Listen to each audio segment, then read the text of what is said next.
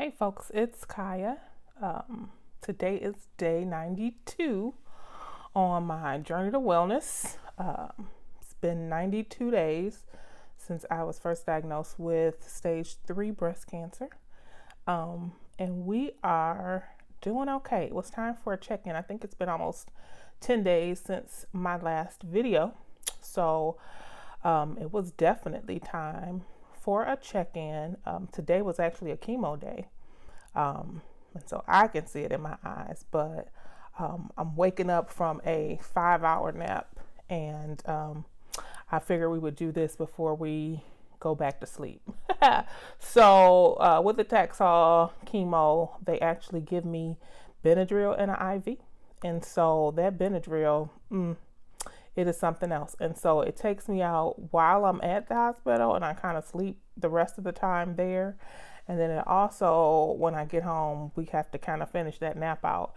And so I would say I got home probably about 4:30, 5 o'clock, maybe 4:30 or so, and have been asleep since. So we got up to go to the restroom and do that, and we were finding something to eat. Thank you to Star Keisha, who fixed me a lasagna last week. I was able to portion it up and put it in the freezer. So we pulled out a portion of that so that we can eat, and then we'll probably go back to sleep here real soon. So we figured we would do this in the interim. It's been an interesting week since I last checked in. One of the things that has been important for me is to maintain some sense of normalcy, not to let cancer bully me, which is part of the reason why I'm doing this blog, to talk about it, so that of course it doesn't become bigger than me. I control the narrative, and it allows me to kind of get my feelings out there and to really talk through some of the things that I'm feeling and experiencing, and sharing it, good, bad, ugly, whatever that is. Today we have on this little cap. I got this from Amazon. It is actually a store in Amazon where I guess the lady was also a breast cancer survivor. She found it hard to find things to put on her head, and so she made these caps. I got a couple of them. They're really cool. But I'm sweating. So we wondering how long we're gonna keep this on. Also, I had broke my ring light. I don't know if I'm rambling or not, but I got this new You Brought the Sunshine ring light that is huge. And I'm seeing all manner of pieces of my face because of the lightness and brightness of this light. My brilliant nephew suggested or showed me his, because I had broken mine, and I was like, well, I'm gonna get it. This thing is huge though. He brought the sunshine on my face with this big old light, and I'm trying to angle my glasses so that I don't catch it. You'll catch it. See, there it is, and then there it isn't. So you'll catch this ring light in the reflection of my glasses if I'm not careful, and we probably won't be careful throughout the rest of this video. So I'm going to forget. It's been an interesting week for me. I had to take some days off in that, trying to maintain that sense of normalcy. But I felt like we had a lot of balls in the air. We were trying to juggle work and this and stuff. And so you know how you have that feeling where you got a whole bunch of things going on all at the same time. And I could see it crashing and hitting me all in the face when you get emails and people asking you for status and asking you for things, and it irritates you because you're like, I ain't got time to be thinking about that. I got these things going on. It's time to probably step away. And so this week I was allowed to step away. I was concerned, like, what you about to do for a week? I figured it out. Just being able to take time and step away and not have to think about that business allowed me to be refreshed somewhat. I had started to have a little bit problem again, remaining sleep, not going to sleep. I can go to sleep at the drop of a dime, but staying asleep for more than an hour at a time sometimes two, have become a challenge again, and I refuse to be dependent on medications to sleep and things like that. And so although I do have prescriptions for things that allow me to sleep, I think, I've been hesitant to take that. But my god sister Kia, she told me about melatonin, which I had never tried. And so I ordered some melatonin, and I think that is helping me. I think last night I slept for 6 or 7 hours. I woke up like, ooh, and so it allows me the opportunity to get some steady sleep, which is something that I need. You need sleep to think. So my thinking was slow. And so, I think over the last couple of nights where I've been taking the melatonin, it has increased my ability to stay asleep, and it's natural, and I won't create a dependency on that. So that has been helpful. As far as how I feel okay. Not nauseous and that thing. I had a little bit the other day. And it creeps up a little bit, but it's not as bad, nearly as bad as it was. The neuropathy is a whole heifer though. My feet constantly tingle and ache. My toes are basically dead. Not really dead, but my toes are basically just out of there, numb. We can't really feel my toes that much. It was suggested to me to take B6, and that helps some. I believe it helps. But my toes, from like the top of my foot is yeah. That's an interesting feeling there. Also, I've been putting tea tree oil on them daily to bar any infection. My nails aren't done, so you can see what I've been talking about as far as the nail beds. I took the polish off because I filled in the polish on the day where I couldn't sit still and had to leave, and it was just all over the place. So I have no polish right now, but this is what my nail beds look like with that black creeping up into my nail beds. We've been trying to keep that covered up just because it looks a mess. And so yeah, I don't know if you can see it really, but those are what my nail beds look like. But all in all, I'm feeling some better.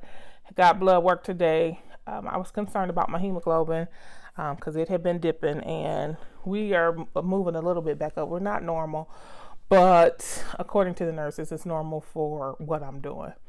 But I do see why I'm tired. And bursts of energy doesn't last long. So we're doing okay though. There's a lady at the clinic, Cancer Center Associates at Beaumont Hospital. She finished her chemo in May. Her name is Victoria, and she just comes in every 3 weeks to encourage people and to talk and bring cupcakes and, keep people encouraged. And it wasn't the first time I met her. It wasn't but a few minutes in the conversation when I looked and I said, I believe we are probably related.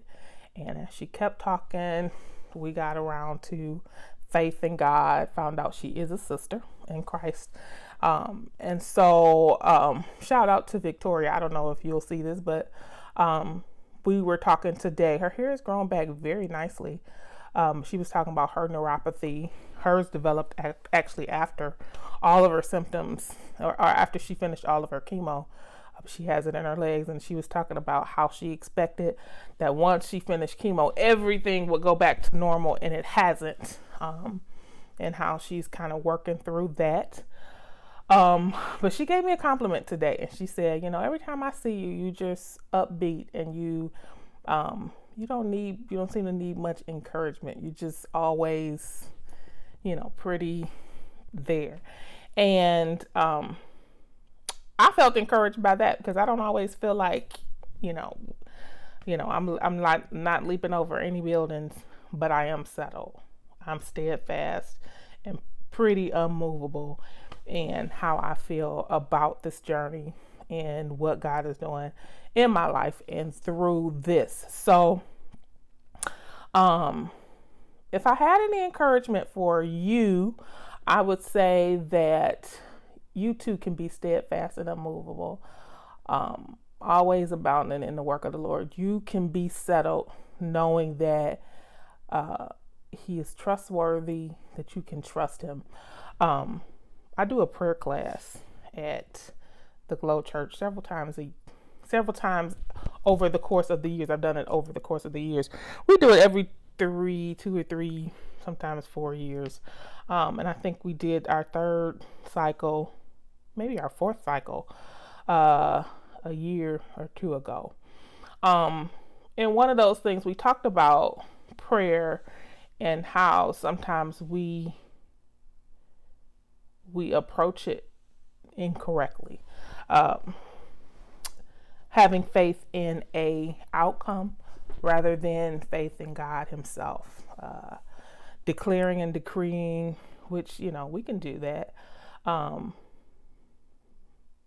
And treating the angels and God as if we could order them around and order them into, declare and decree, go heal or whatever that is. Whereas I think my approach is simply to know what the word says and stand on that, being firm in that. This is what you said. This is what you told me. And we're going to be steadfast in that. We're going to hold to what you have said. We trust your character. We know who said it, which is one of the most important things. Is the person who spoke it trustworthy? We trust your character and your integrity down throughout time. You've not failed, and you're not going to choose me to fail. And so trusting your character and your integrity, we know that we're going to be okay. And so if I were going to encourage you, I would encourage you to, number one, find out what the promises are regarding healing, and find out what God has said regarding you and your situation. And then research his character. Find out who he is, who he's been down through the years. A lot of the times, if he doesn't do what we say, then we become disheartened. If he doesn't do what we think he should do, then we throw the whole thing away. Instead of finding out who he is and has he been faithful to what he said. Not to what I think, not to how I think this should go, but to what he said. And then if his track record holds true, and I believe it does, then we can kind of really go with, he's not going to lose his record on me. And so there is a process of waiting. I think Bishop Darrell Hines came to Perfecting Church when I was a member there in the 90s. And he preached a message that always stuck with me. And I was able to go back and find my journal, my notebook from 1992. I think it was I looked at it earlier or yesterday. It was May the 18th, 1992. I want to say that's the date. That is, here it is. It's still out because I don't put things away. It's still out. My journal. It's still out. This is my Christian note taker journal. It went with me all the way to Oral Roberts University and back. But yeah, here are the notes from May the 28th, 1992. I don't know if you can see that.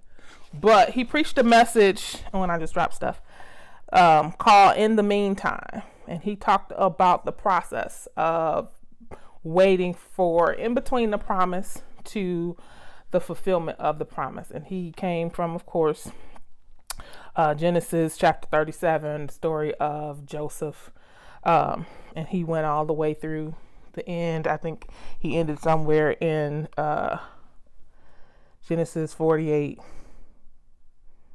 That's what I wrote down. I don't know if we went that far, but talked about the story of Joseph, and then he actually, I think his anchor was like James 1:12. Anyway, that message has stuck with me from 1992, however many years that is, 28 years, talking about how we wait on the fulfillment of the promises of God. This was supposed to be a short video, and I see that that's 15 minutes. But if I was going to encourage you, I would, encourage you to say, fight the good fight. When there's nothing else to do, we stand therefore, having our loins girt about with the truth. We know what the word of God says. We are grounded in his truth. We have done everything that we know, and we still stand because we are waiting on the promises of God to be fulfilled in our lives. And we endure hardness as good soldiers. We just do. We endure because the race is not given to the swift, but it's given to the one that endures to the end. And sometimes I look at this journey. We are on day 92. We got a bunch of days to go according to the prognosis and the diagnosis and the steps that I've been given. We still have a long way to go, because even after we finish the chemo well into November, we still have surgery and radiation that's scheduled. We believe God, he can shorten the process. But if we look at the totality of what it is that we have to endure, it can be overwhelming and it can be daunting, and it can seem to be a lot, but I trust his character, and trusting his character, I know that we're going to be all right. I've been listening to Tye Tribbett this week. I post links and stuff in below if you're interested in kind of what I'm talking about. But Tye Tribbett, I've been listening to him this week. We're going to be all right. Kierra Sheard and Greater Emmanuel, hang on in there. Those are songs that I've been listening to this week, and just being mindful of this mean time. It's not the nice time, it's a mean time, but God is still faithful, and I trust him in his character. So with that being said, I said that I was going to, and I'm not gonna lie, thank those who contributed to the meal train, and I would have been smart had I got it and wrote it down, but I'm gonna go off what I know for right now, and if I miss you, I'm sorry. I'm gonna get back to you. But Rob and Deborah, Star, Brandy, Sean, thank you so much for your contribution to make sure, to the meal train, and make sure, we Grubhub for a while. We're going to have to cut back on Grubhub because we picking up weight. But I can tell you that I have noticed that my tumor is finally starting to shrink. So I'm so grateful to God for that. And I'm so grateful to you all who have given. There's 2 more people, because I only named 5 that I need to shout out, and I will. Just as soon as I go to the meal train and get your names, and we'll do it next time. Thank you so much. Love you all, and I'll talk to you soon.